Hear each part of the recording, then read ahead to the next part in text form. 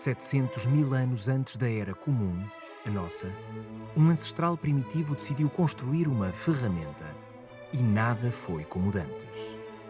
O homem criou o trabalho e o trabalho reinventou o homem.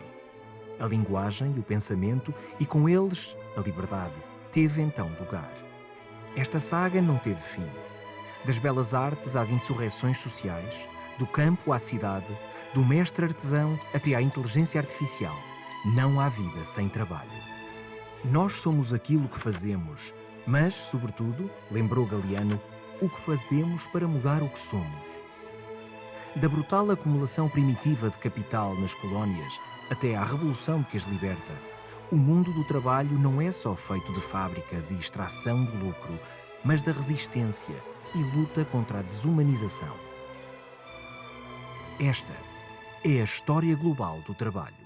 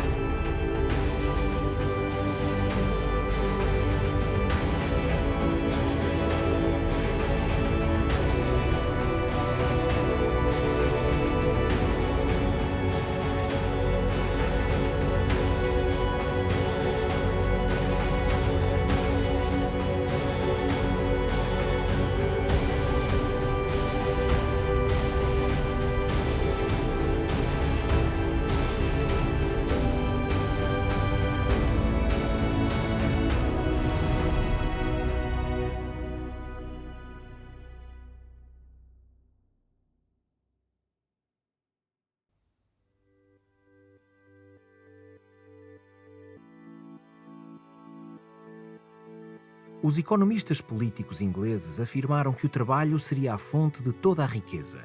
O trabalho é isso, ao lado da natureza, que nos fornece matéria reconvertida em riqueza e muito mais. Trata-se da condição primordial de toda a vida humana, em tal medida que, num sentido mais amplo, devemos dizer: o trabalho criou o ser humano tal como nós o conhecemos hoje.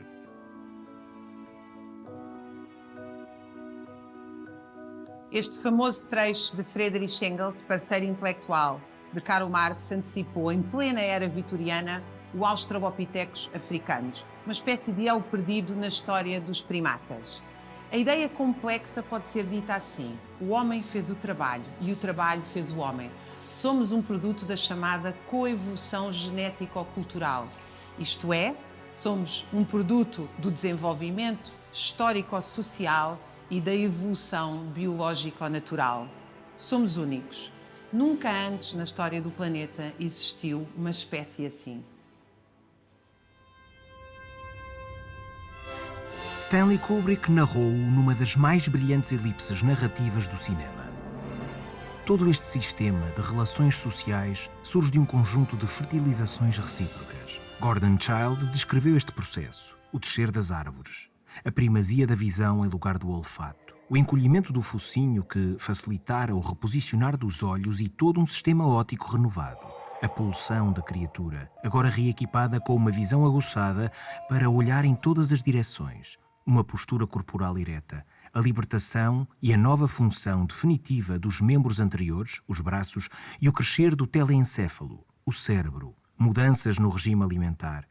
com a introdução do fogo na cozedura da carne, que libertou espaço na caixa craniana antes ocupado pelo sistema de dentição primitivo, e várias outras circunstâncias agiram juntas, coevolutivamente, para daí criar condições vitais para que o humano primitivo se tornasse o humano moderno. Mas o órgão diretamente decisivo foi, sem sombra de dúvidas, a mão. Tomás de Aquino estava ciente do significado único da mão, aquele organum organorum. O humano é intelecto e manualidade. Não há labor manual sem intelectualidade ou trabalho intelectual sem manualidade. E tudo só pode vir à luz a partir de uma orquestra e uma coreografia em que natureza biológica e cultura humana dançaram juntas ao som da vida. O ser humano é incompreensível sem o trabalho, assim como o ser humano é incompreensível sem a consciência. Não é por acaso que, na ontologia, numa análise ontológica do trabalho, o trabalho e consciência são inelimináveis. Não há trabalho sem consciência. Nós, quando trabalhamos, qualquer que seja o nosso trabalho, do mais manual ao mais intelectual, qualquer que seja, nós perguntamos: vamos produzir o quê e como? Eu, ao apresentar o livro O Privilégio da Servidão, no primeiro capítulo, o privilégio da servidão é o trabalho do nosso tempo, podemos falar disso depois, onde o trabalhador indiano trabalhava com um galão de tinta enorme, com 200, 300, 400 litros de tinta, e ele dizia: meu trabalho é profundamente intelectual, porque eu tenho que fazer uma rotação do galão para levar o galão daqui até ali. Se eu não calcular bem essa tinta, o galão cai e eu vou perder toda a tinta e vou ter que pagar a tinta. Então, o trabalho humano supõe reflexão, do mais complexo, do cientista, do intelectual, do literato, ao mais dos manuais. Isto é porque é próprio do ser humano. E ele é ontologicamente humano porque o animal, por mais, digamos, laborativo que seja o animal, né, pensemos na abelha, né? A abelha há milênios constrói a colmeia, a abelha não desenha a colmeia. Lembra daquela velha, genial caracterização marxiana no Capital? O arquiteto preconcebe o que ele vai construir. A abelha faz instintivamente. Portanto, o ato animal não é laborativo porque não tem o ato reflexivo. O ato humano, qualquer ato humano supõe um coágulo de consciência. Se esta consciência é plena ou é limitada, é uma outra discussão muito importante, né, que tem a ver com o nosso mundo. Imaginemos o cenário em que alguém tenha necessidade de abrir uma noz para comer. O humano, telencéfalo avançado, mais polegares opositores, projeta diversos cenários, antevê o resultado de cada um. Passa então a avaliar e escolher a alternativa que julgar mais conveniente para atender à necessidade. Por fim, o indivíduo age objetivamente, isto é, transforma a natureza e constrói algo novo. Este movimento de transformar a natureza a partir de uma prévia ideação é denominado por Marx como trabalho. O resultado do processo de trabalho é sempre alguma transformação da realidade. Tanto a realidade já não é mais a mesma, como também o indivíduo já não é mais o mesmo. Homo faber, homo sapiens. Nós não nascemos humanos, tornamo-nos.